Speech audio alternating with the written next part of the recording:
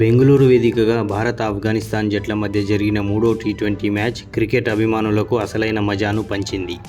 ముందుగా బ్యాటింగ్ చేసిన భారత్ 22 పరుగులకే 4 వికెట్లు కోల్పోయినప్పటికీ రోహిత్ శర్మ, రింకు సింగ్ అసాధారణ బ్యాటింగ్తో 212 పరుగులు చేసింది.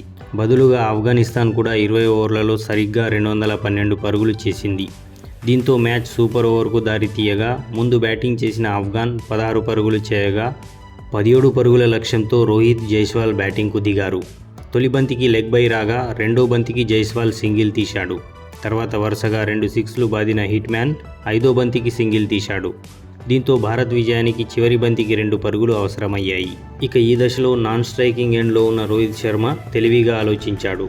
అప్పటికే 20 ఓవర్ల పాటు బ్యాటింగ్ చేసి అలసిపోయిన రోహిత్ తాను వేగంగా పరిగెత్తలేనని భావించి రిటైర్డ్ హర్ట్గా వెనుదిరిగాడు. ఇక రిటైర్డ్ హర్ట్ అంటే ఈ పదంలోనే ఉంది. ఏ బ్యాట్స్మెన్ అయినా గాయం అవడం వల్ల కానీ లేకుంటే అలసిపోవడం వల్ల కానీ తాను ఇక బ్యాటింగ్ చేయలేను అని భావిస్తే అంపైర్కు చెప్పి గ్రౌండ్ నుంచి వెళ్ళిపోవచ్చు. ఇలా వెళ్ళిన బ్యాట్స్మెన్ మళ్ళీ బ్యాటింగ్కు రావచ్చు. రోహిత్ శర్మ చేసింది ఇదే.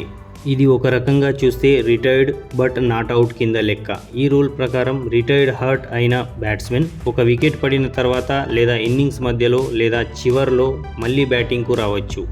కానీ వికెట్ పడక ముందు మాత్రం రాలేడు. ఇక రిటైర్డ్ అవుట్ అంటే ఇది అవుట్ అన్నమాట. ఇక బ్యాట్స్మెన్ ఎట్టి పరిస్థితుల్లోనూ బ్యాటింగ్కు రాలేడు. మనం చిన్నప్పుడు క్రికెట్ ఆడేటప్పుడు ఒక బ్యాటర్ ఎక్కువ బాల్స్ వేస్ట్ చేస్తూ ఉంటే అవుట్ ఇచ్చేవాళ్ళం, అలా అన్నమాట. ఇంటర్నేషనల్ క్రికెట్లో దీన్ని కేవలం వార్మప్ మ్యాచ్లో మాత్రమే వాడుతున్నారు. ఎందుకంటే ఈ మ్యాచెస్లో ఒక బ్యాట్స్మెన్ సెంచరీ కానీ హాఫ్ సెంచరీ కానీ చేస్తే మిగతా బ్యాట్స్మెన్కు మ్యాచ్ ప్రాక్టీస్ కోసం వాడతారు. ఇదండి రిటైర్డ్ హర్ట్, రిటైర్డ్ అవుట్కు మధ్య తేడా. ఈ వీడియో కనుక మీకు నచ్చితే లైక్ చేసి మరిన్ని ఇంట్రెస్టింగ్ క్రికెట్ అప్డేట్స్ కోసం మన ఛానల్ను సబ్స్క్రైబ్ చేసుకోండి.